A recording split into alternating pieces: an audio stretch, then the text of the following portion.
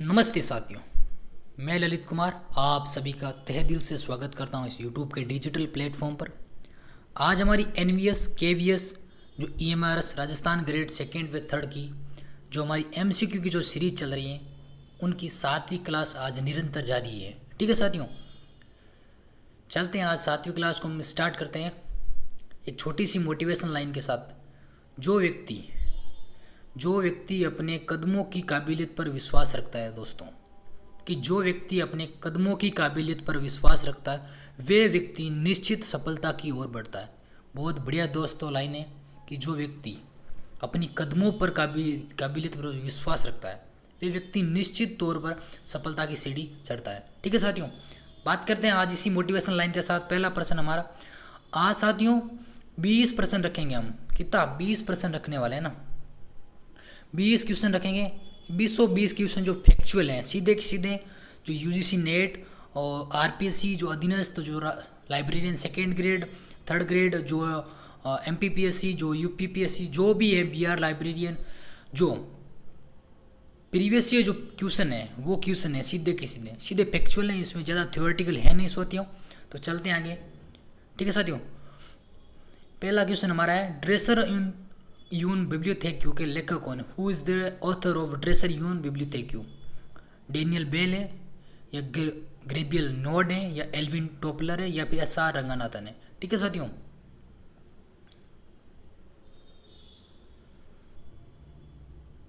बात करें अगर पहले क्वेश्चन का अगर सही आंसर की तो ग्रेबियल नोड इसका सही आंसर हो जाएगा। ठीक है साथियों, ग्रेबियल नोड इसका सही आंसर हो जाएगा।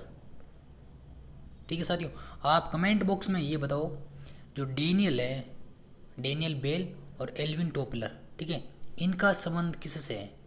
ठीक है, लाइब्रेरी साइंस में इनका संबंध किससे है ये आप कमेंट में बताओगे। ठीक है साथियों, चलते हैं आगे। 2 नंबर का क्वेश्चन, ग्रीस में प्रथम सार्वजनिक पुस्तकालय 330 ईसा पूर्व में कहाँ स्थापित किया गया? Where was the first public library in Greece establish in 33 BC? Sparta, Delphi, Athens, Olympia. ठीक है, हालांकि मैंने ये क्वेश्चन 2-3 क्वेश्चन साथियों मैंने ग्रुप में डाले हैं। ठीक है, सारे क्वेश्चन ग्रुप में नहीं डाले हैं, कुछ ही क्वेश्चन मैंने उनको टाइपिस्ट करवा करके एक क्लास का पीपीटी बना करके क्लास है। कुछ क्वेश्चन जैसे कि 2 या 3 क्वेश्चन मैंने इसी पीपीटी से क्लास में डाल रखे हैं। ठीक है साथियों, अगर इसका सही आंसर बात करें तो ऑप्शन हमारा स्पार्टा, डेल्फी, एथेंस, ओलंपिया। तो इसका सही आंसर हमारे पास रहने वाला एथेंस। ठीक है साथियों, एथेंस इसका सही आंसर है। बात करते हैं 3 नंबर सवाल की साथियों, नेशनल मिशन ऑन लाइब्रेरी कब शुरू हुई थी?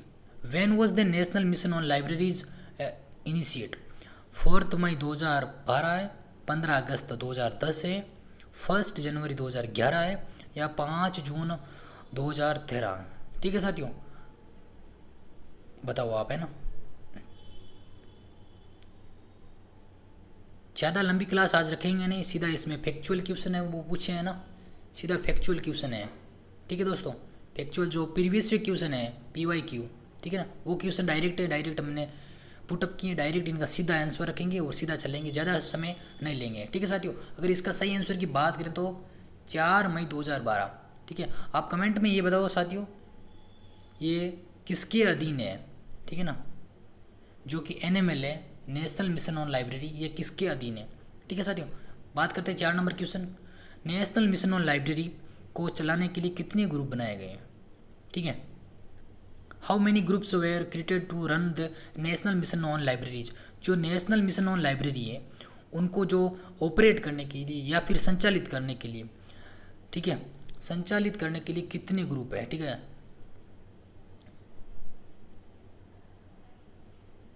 संचालित करने के लिए ना, संचालित करने के लिए कितने ग्रुप बनाए हैं? ठीक है साथियों, 2 है या फिर 3 है या फिर 4 है या फिर 5? अगर इसका सही आंसर की हम बात करें तो 4 ग्रुप बनाए हुए हैं। किसको? नेशनल मिशन ऑन लाइब्रेरी जो ग्रुप है उनको चलाने के लिए या फिर संचालित करने के लिए 4 ग्रुप बना रखे हैं। ठीक है साथियों, चलते हैं आगे। 5 नंबर का question, national mission on libraries किसके अधीन आती है? ये क्वेश्चन मैंने पूछा था, वो आगे आ गया। ठीक है, मिनिस्ट्री ऑफ एजुकेशन है या फिर ministry of science and technology है, मिनिस्ट्री ऑफ कल्चर है या फिर ministry of information and broadcasting है? हिंदी में देखें तो शिक्षा मंत्रालय विज्ञान और प्रौद्योगिकी मंत्रालय, या फिर संस्कृति मंत्रालय, या फिर सूचना और प्रसारण मंत्रालय। ठीक है साथियों, अगर बात करें नेशनल मिशन ऑन लाइब्रेरी जो 4 मई 2012 को, ठीक है, जो आई थी, ठीक है ना, मिशन जो योजना है, ये अगर इसकी बात करें तो ये उसका मुख्य उद्देश्य क्या है, ठीक है साथियों, कि मुख्य उद्देश्य क्या, जो लाइब्रेरीज है उनको आधुनिकीकरण है ना, आधुनिकीकरण और डिजिटलीकरण है ना, डिजिटलीकरण और आधुनिकीकरण का योजना है, ठीक है ना, जो लाइब्रेरी, जो नेशनल मिशन ऑन लाइब्रेरीज है। ठीक है, 5 नंबर का क्वेश्चन है, इसका सही आंसर हमारे पास हो गया मिनिस्ट्री ऑफ कल्चर है ना, मिनिस्ट्री ऑफ कल्चर हमारा सही आंसर होने वाला है। ठीक है साथियों, बात करते हैं आगे 6 नंबर के क्वेश्चन की ओर। नेशनल वर्चुअल ऑफ इंडिया, जो national virtual library of India क्या है, what is the national virtual library of India. बात करते हैं इसके ऑप्शन की, तो ए बुक डिस्ट्रीब्यूशन सर्विस, एक पुस्तक वितरण सेवा, a large project under the ministry of cultural, संस्कृति मंत्रालय के तहत एक बड़ी परियोजना है, या फिर ए ट्रेनिंग सेंटर फॉर लाइब्रेरियंस, जो लाइब्रेरियंस के प्रशिक्षण जो केंद्र है वो है, या फिर एन ऑनलाइन रीडिंग प्लेटफॉर्म, एक ऑनलाइन पठन मंच है या फिर पाठन मंच है। ठीक है साथियों, बात करते हैं अगर इसका सही आंसर की, तो ये large project under the ministry of cultural, ठीक है ना, ये इसका सही आंसर होने वाला है ना, बी ऑप्शन इसका करेक्ट ऑप्शन होगा। ठीक है दोस्तों, बात करते हैं नेशनल वर्चुअल जो लाइब्रेरी है ना, नेशनल वर्चुअल जो लाइब्रेरी है, ठीक है, इसको किसने विकसित किया और इसके जो सहयोगी है कौन है, और एक अंतिम क्वेश्चन इसका देखें तो इसकी नोडल एजेंसी कौन है। ये 3 क्वेश्चन थोड़े बहुत बनते हैं, इसमें से बने तो आप नोडल एजेंसी कौन है वो आप कमेंट बॉक्स में करके बताओगे, और जो सहयोगी कौन है वो बताओगे। ठीक है, अगर इसकी बात करें जो विकसित करने वाला, तो आईआईटी बॉम्बे है ना, आईआईटी बॉम्बे। नोडल एजेंसी की अगर बात करें तो आरआरएलएफ। ठीक है, आपको बताना है इसकी जो सहयोगी है, सहयोगी लाइब्रेरीज है ना, जो national virtual library of India है, NVLI क्या है। ठीक है ना, बात करते हैं 7 नंबर का question, national mission for manuscript की स्थापना कब और किसके द्वारा की गई। साथियों, अगर इसकी बात करें जो कि राष्ट्रीय पांडुलिपि योजना है ना, स्थापना कब हुई और किसके द्वारा की गई। ठीक है, ऑप्शन हमारे पास फेब 2013 है, मिनिस्ट्री ऑफ एजुकेशन है, फेब 2003 है, ministry of tourism and cultural है, और जैन 2002 है, मिनिस्ट्री ऑफ कल्चरल है, मार्च 2001 का जो मिनिस्ट्री ऑफ एजुकेशन है। हिंदी में बात करें तो शिक्षा मंत्रालय, संस्कृति मंत्रालय, फरवरी 2003 पर्यटन और संस्कृति मंत्रालय, फरवरी 2003 शिक्षा मंत्रालय। अगर इसकी 7 नंबर की क्वेश्चन की अगर बात सही करें तो Feb 2003 ministry of tourism and cultural. ठीक है ना साथियों, इसका सही आंसर हमारा बी हो जाएगा, बी ऑप्शन हमारा इसमें सही होगा। ठीक है साथियों, 2003 में ना इसको विकसित किया गया था, फेब 2003 है ना। ठीक है साथियों, बात करते हैं आगे 8 नंबर क्वेश्चन की ओर। नेशनल मिशन फॉर मैन्युस्क्रिप्ट किस मंत्रालय के अधीन आता है। ये आप सारे दोस्तों आप याद कर सकते हो, अगर सब देखो है। ठीक है, अगर इनको अगर ऑप्शन कट करके हम क्वेश्चन करें तो ministry of information and broadcasting होने के चांस कम है, जो सूचना और प्रसारण मंत्रालय, क्योंकि ये हमने कभी पढ़ा नहीं है। विज्ञान और प्रौद्योगिकी हमने कभी कम पढ़ा है, मतलब हालांकि मतलब कम पढ़ा है। ठीक है ना, तो चांसेस ज़्यादा किस में रहने वाले हैं, संस्कृति मंत्रालय और शिक्षा मंत्रालय, इन्हें 2 में से रहने वाले हैं ना। जो जितने भी योजना है या मैन्युस्क्रिप्ट है या फिर कुछ भी ले लो, ठीक है, तो संस्कृति मंत्रालय और शिक्षा मंत्रालय के ही अधीन आता है। अगर मैक्सिमम बात करें हम कि मैक्सिमम बात करें तो मैक्सिमम किसके अंतर्गत आता, तो संस्कृति मंत्रालय होता है ना। ठीक है, संस्कृति मंत्रालय का मैक्सिमम अधिकतम है ना, अधिकतम हमारे संस्कृति मंत्रालय ही होगा। ठीक है साथियों, अधिकतम। तो इसका सही आंसर हम बात करें तो शिक्षा मंत्रालय है, सॉरी शिक्षा नहीं, मिनिस्ट्री ऑफ कल्चरल है ना। अरे क्या हो रहा है यार साथियों, मिनिस्ट्री ऑफ कल्चरल है ना, संस्कृति मंत्रालय। नेशनल मिशन फॉर मैन्युस्क्रिप्ट जो है किस मंत्रालय का अधीन तहत कार्य करता है या फिर संचालित है, तो संस्कृति मंत्रालय के अधीन ये कार्यरत है और संचालित है। ठीक है साथियों, बात करते हैं आगे 9 नंबर क्वेश्चन की ओर। Indira Gandhi national centre for the arts की स्थापना कब की हुई। ठीक है। When was the Indira Gandhi national centre for the arts established? Indira Gandhi राष्ट्रीय कला केंद्र की स्थापना कब की गई? ठीक है साथियों, 1985 है, 1986 है, 1987 है, 1988। साथियों हमारे को लाइब्रेरी में हमारे को 3 डेट याद रखनी पड़ेगी ना, 3 डेट अपने को तो याद रखना ही पड़ेगा, 3 डेट तो, ठीक है। एक विकसित कब हुआ है ना, एक विकसित, ठीक है, और एक स्थापना वर्ष, ठीक है, और एक पंजीकृत वर्ष, है ना। ये 3 वर्ष तो अपने को याद रखने की, एक विकसित कब हुआ, एक स्थापना कब हुई और एक पंजीकृत। तो किसी भी संस्था का अपने को ये 3 संस्था के वर्ष देखने को मिल सकते हैं, है ना।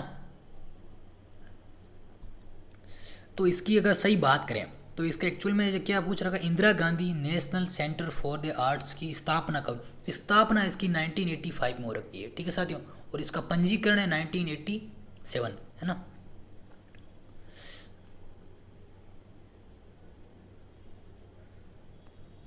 स्थापना कब हो रखी? 1985 में, ठीक है, और पंजीकृत हो रखा 1987, है ना। कौन? इंदिरा गांधी नेशनल सेंटर जो IGNC है, इसकी स्थापना तो 1985 में हो रखी और इसको पंजीकृत 1987 में किया गया, ठीक है साथियों। बात करते हैं आगे 10 नंबर क्वेश्चन। क्लियर टेबलेट जो मिट्टी की गोली का पुस्तकालय कहाँ स्थित है? बहुत बार पूछा जाता है UGC में, ये सवाल UGC नेट में भी पूछा गया साथियों, है ना। एथेंस में या बेबीलोन में या रोम में या फिर कायरा? बहुत आराम से, यह अच्छा सवाल है और सुंदर सुशील, जो सबको पता होना चाहिए। बेबीलोन में है, ठीक है साथियों, बेबीलोन इसका सही आंसर होगा, ठीक है साथियों। बात करते हैं 11 नंबर क्वेश्चन। पुस्तकालय सेवा की त्रिमूर्ति किसे कहा जाता है? Who is referred to as a trinity of a library service? Book reader and librarian, या फिर बुक रीडर एंड स्टाफ, या फिर बुक लाइब्रेरियन एंड टेक्नोलॉजी, या फिर लाइब्रेरियन रीडर एंड टेक्नोलॉजी। बात करें अगर हिंदी में इनके ऑप्शन के, पुस्तक पाठक और लाइब्रेरियन, या पुस्तकालय अध्यक्ष, या पुस्तक पाठक और कर्मचारी, या फिर पुस्तक लाइब्रेरियन और तकनीकी, या फिर लाइब्रेरियन पाठक और तकनीकी। सीधी सी बात है, त्रिमूर्ति किसने कहा था, ठीक है ना, त्रिमूर्ति किसने कहा था? जो पुस्तकालय सेवा है, जो लाइब्रेरी सर्विस है, उसको त्रिमूर्ति किसने कहा? तो हमारे रंगानाथन महोदय जी। किन्होंने कहा? रंगानाथन महोदय ने अपने को इसको त्रिमूर्ति कहा था, ठीक है। अगर बात करें इसके सही आंसर की तो बुक रीडर एंड स्टाफ, है ना, बी ऑप्शन इसका सही हो जाएगा ना, बुक रीडर एंड स्टाफ, ठीक है साथियों। 20 क्वेश्चन है, अच्छा क्वेश्चन है, आप बताइए, है ना, कि आपके कितने क्वेश्चन सही हो रहे हैं और कितने गलत हो रहे हैं, है ना। बात करते हैं 12 नंबर क्वेश्चन। किन के प्रयास से प्रथम भारतीय पुस्तकालय विज्ञान पत्रिका जो लाइब्रेरी मिसलेनी को प्रकाशित किया गया? Through whose efforts was the first Indian library science journal library miscellany published? Doctor S.R. Ranganath हैं, या फिर W. वार्डन है, या J.S. कोडकलर है, या फिर ग्रेबियल नोड? पीछे मैंने साथियों आपसे पूछा ग्रेबियल नोड का संबंध किससे, हमने क्वेश्चन देखा, वो आप बताएंगे कमेंट में, ठीक है।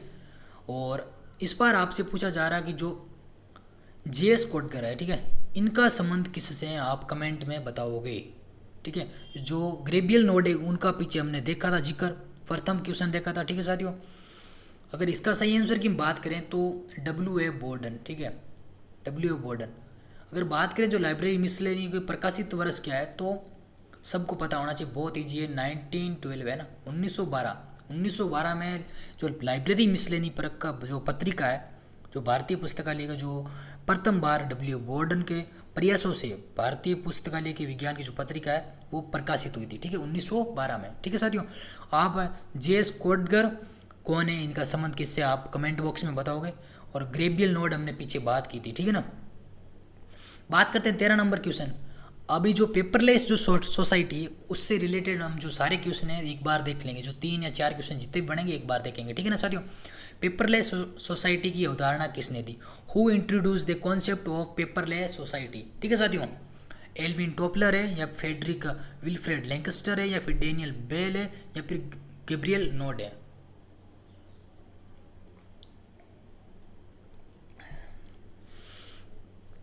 तो इसकी अगर सही आंसर की हम बात करें तो फेडरिक विल्फ्रेड लैंकस्टर इसका सही आंसर है ना साथियों। बी ऑप्शन सही ऑप्शन होगा। चलो अब आप ऑप्शन में कमेंट में बताओ डेनियल ब्रेल का किससे संबंध है। डेनियल ब्रेल और जो एल्विन टोपलर है इनका संबंध किससे है ना साथियों, आप कमेंट में बताओ। आपसे इसमें फैक्चुअल क्वेश्चन है, सारे के सारे पूछे जा रहे हैं, आप बताइए कमेंट में, अपना स्वयं का आकलन करें। ठीक है साथियों, ऐसे नहीं कि हम लिख नहीं पाते हैं, टाइप कौन करता है, वो साथियों ऐसा कुछ नहीं होता है ना। अब टाइप करो, हमें भी पता रहता कि कौन कितना पढ़ रहा है, कौन कितना नहीं पढ़ रहा है, ठीक है ना, उसके अकॉर्डिंग हम भी थोड़ा ध्यान दे पाए हैं ना। 14 नंबर क्वेश्चन बात करें दोस्तों, पेपरलेस सोसाइटी का संबंध किससे है। बात करते हैं प्रिंटेड बुक्स एंड न्यूज़पेपर, या फिर इलेक्ट्रॉनिक कम्युनिकेशन एंड स्टोरेज, या फिर मैनुअल रिकॉर्ड कीपिंग, या फिर रिटर्न कॉरस्पॉन्डेंस। ठीक है, जो लिखित पत्राचार है या वो, या फिर मुद्रित पुस्तकें और समाचार पत्र है, या फिर इलेक्ट्रॉनिक संचार या भंडारण है, या फिर मैनुअल रिकॉर्ड रखने के जो व्यवस्थित है, ठीक है, वो है।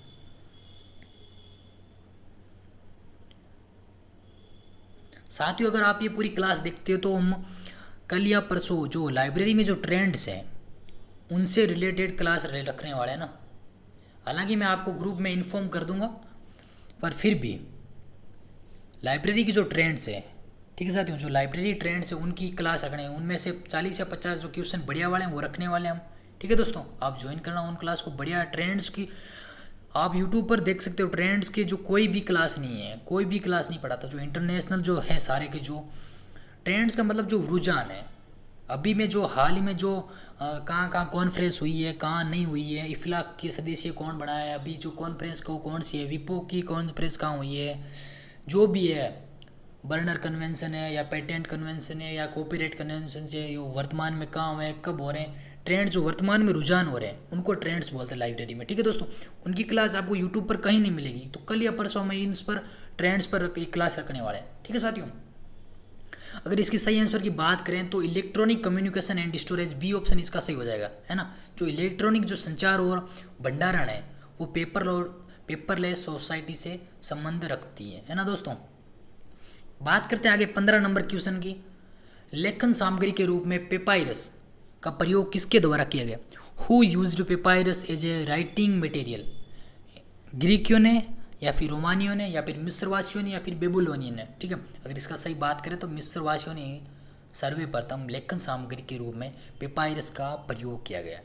तो जैसे पेपर सोसाइटी से या पेपायरस से जो जितने भी 2-3 क्वेश्चन बढ़ रहे थे और पीछे जो भी PYQ के रूप में आ रखे थे उनको मैंने इस PPT में डालकर आपको यूट्यूब के थ्रू या फिर इस माध्यम से आपको मैंने बताया है। ठीक है दोस्तों, अगर आपको क्लास ठीक लगे आपको तो आप क्लास को लाइक कर दो दोस्तों, और कमेंट बॉक्स में एक बढ़िया सा कमेंट छोड़ सकते हो ताकि हमें एक मोटिवेशन मिल सके आगे क्लास बनाने का। बात करते हैं 16 नंबर क्वेश्चन दोस्तों, पेपायरस का क्या है। जो पेपायरस है क्या है, व्हाट इज पेपायरस। बात करते हैं टाइप ऑफ क्ले टेबलेट, मिट्टी का गोली का एक प्रकार है, या फिर thick paper like material use to writing, मोटा कागज या पतला कागज जैसी सामग्री को लिखित के लिए प्रयुक्त होती है, या टाइप ऑफ परचेटमेंट, ठीक है, जो चमड़े का एक प्रकार होता है, या फिर ये wax tablet use to writing, जो मोम की गोली है जिसका लेखन के लिए उपयोग होता है, या फिर वो होता है। तो पेपायरस सीधी बात अगर करें तो एक थिक पेपर होता है ना, like material use to writing, जो लिखने के लिए एक थिक पेपर होता है वही एक पेपायरस होता है। ठीक है दोस्तों, अगर इसका सही आंसर देखें तो बी ऑप्शन हमारा इसका सही हो जाएगा ना, बी ऑप्शन हमारा सही हो जाएगा। A thick paper like material use to writing, एक मोटा या पतला कागज जैसी सामग्री जो लिखित के लिए प्रयुक्त होती है वही पेपायरस होता है। 4 क्वेश्चन हमने जो 2 तो पेपायरस से संबंधित डाल दिए और 2 पेपरलेस सोसाइटी से संबंधित डाल दिया। ठीक है दोस्तों, बात करते हैं 16 नंबर की। विकास शून्य पुस्तकालयों का क्या अर्थ है। जो विकास शून्य पुस्तकालय है, development zero library, what is the meaning of development zero libraries. Libraries that lack visitors, पुस्तकालय जिनमें आगंतुकों की कमी हो, जैसे कि पाठक या फिर यूजर अगर कम आए उनको बोलते हैं विकास शून्य पुस्तकालय, या फिर libraries needing many books but unable to purchase them, पुस्तकालय जिन्हें कई पुस्तकों की आवश्यकता है परंतु खरीद नहीं कर सकते, ठीक है ना, ऐसे पुस्तकालय। या फिर libraries that are fully digitally, ऐसे पुस्तकालय जो पूरी तरीके से डिजिटलीकरण है ना। या फिर लाइब्रेरीज विदाउट प्रॉपर इंफ्रास्ट्रक्चर, जो उनका जो ढांचा है वो उचित नहीं है। शून्य पुस्तकालय का अर्थ बताना है। जो शून्य पुस्तकालय है ना, विकास जो शून्य पुस्तकालय है ना, इसकी डेफिनेशन पूछ रहा है ना, ठीक है साथियों, विकास शून्य पुस्तकालय। अगर इसकी सही आंसर की हम बात करें तो बी ऑप्शन हमारा सही हो जाएगा ना। Libraries needing many books but unable to purchase them, पुस्तकालय जिन्हें कई पुस्तकों की आवश्यकता होती है परंतु खरीदी नहीं कर सकते हैं ना, वो होते हैं विकास शून्य पुस्तकालय। अगर आप इसमें कंफ्यूज ना हो, मुझे जितना पता है सारे बच्चे यही करेंगे, वो नहीं करना आपको है ना। लाइब्रेरीज देट लेक विजिटर, जहाँ पाठक कम हो, वो नहीं होता है पुष्प विकास जो शून्य पुस्तकालय है ना, जहाँ पर पुस्तकालय की आवश्यकता होती है परंतु खरीद नहीं पाता है बजट के कारण है ना। तो ये पहला ऑप्शन हमारा नहीं होने वाला, दूसरा ऑप्शन हमारा रहने वाला है। बात करते हैं 18 नंबर क्वेश्चन, अच्छा पुस्तकालय भवन निर्माण का परिणाम पुस्तकालय अध्यक्ष और किसका सहयोग से होता है। क्योंकि एक अच्छे पुस्तकालय भवन का अगर निर्माण करना है हमें, तो पुस्तकालय अध्यक्ष का तो सहयोग 100% होगा। अब साथ में आर्किटेक्ट का होगा या फिर इंजीनियरिंग का होगा या फिर डिजाइनर या फिर बिल्डर का। तो इसमें अगर सही आंसर हम देखें तो आर्किटेक्ट जो वास्तुविद होता है उनका जो मुख्य सहयोग होता है ना, जो अच्छे पुस्तक या अच्छे पुस्तकालय भवन निर्माण में पुस्तकालय अध्यक्ष और आर्किटेक्ट जो वास्तुविद होते हैं, उन दोनों का आपस में अच्छा तालमेल होकर के इन दोनों को, ठीक है ना, उनके ही अनुसार इन पुस्तकालय को अच्छा भवन और एक निर्माण कर सकते हैं। 19 नंबर का क्वेश्चन बात करें दोस्तों, जो अलेक्जेंडर है कर्डेंस, ठीक है, कब प्रकाशित किया गया, ठीक है। ये बहुत बढ़िया क्वेश्चन है, ठीक है साथियों, अच्छा क्वेश्चन है काफ़ी, बात करते थे इम्पोर्टेंट क्वेश्चन है ना, ठीक है दोस्तों। कमेंट में बताओ कब किया था, ठीक है। आप एक बार आंकलन करें, 20 क्वेश्चन आप जो रोजाना हो रहे हैं आपके, प्रतिदिन का नहीं बोलूँगा, 1 या 2 दिन छोड़ के जब भी ये क्लास होती है आप 20 क्वेश्चन का आंकलन करें कि कितने क्वेश्चन आप सही कर पाते हो। जो आपकी जो लाइब्रेरियन जो 27 जुलाई की एग्ज़ाम है उनके लिए ये क्लासेस सारी की सारी एक प्रमाण साबित होने वाली है आपके लिए, ठीक है साथियों। अगर इसका सही आंसर की हम बात करें तो 1737 है ना, इसका सही आंसर है ना, B option is the correct option है ना। बात करते हैं 20 नंबर क्वेश्चन की ओर। पोप पॉल चतुर्थ द्वारा 1558 में इंडेक्स लाइब्रेरियम प्रोहिबिटोरियम, ठीक है, प्रकाशित किया, जिसमें था a list of libraries, a list of religious text. इस टेक्स्ट की जगह हम बुक ग्रंथ भी लिख सकते हैं ना, बुक्स लिख सकते हैं, इस टेक्स्ट की जगह हम बुक्स भी वर्ड यूज कर सकते हैं, एक ही बात है, ठीक है साथियों। Books, A list of forbidden books, जो वर्जित पुस्तकों की एक सूची, या फिर ए लिस्ट ऑफ ऑथर्स, लेखकों की सूची। ये क्वेश्चन मैंने हालांकि डाल रखा है ग्रुप में ना, वहाँ से काफ़ी बच्चों ने सही बताया और काफ़ी ने गलत भी बताया। तो इसका अगर सही आंसर हम देखें तो ए लिस्ट ऑफ फॉरबिडन, जो वर्जित पुस्तकों की एक सूची होती है, ठीक है ना, वो इसका सही आंसर। 21 नंबर का क्वेश्चन, लाइब्रेरियनशिप मुख्य रूप से क्या है। Librarianship is primarily vote, technical service है या एजुकेशनल सर्विस है या प्रोफेशनल सर्विस है या फिर एडमिनिस्ट्रेटिव सर्विस है। आप इसका स्वयं करें, ठीक है दोस्तों, कमेंट में आप इसका ऑप्शन बताएं, ठीक है साथियों। और इसकी आपको PDF चाहिए साथियों तो LIS विथ ललित कुमार है ना, LIS विथ ललित कुमार,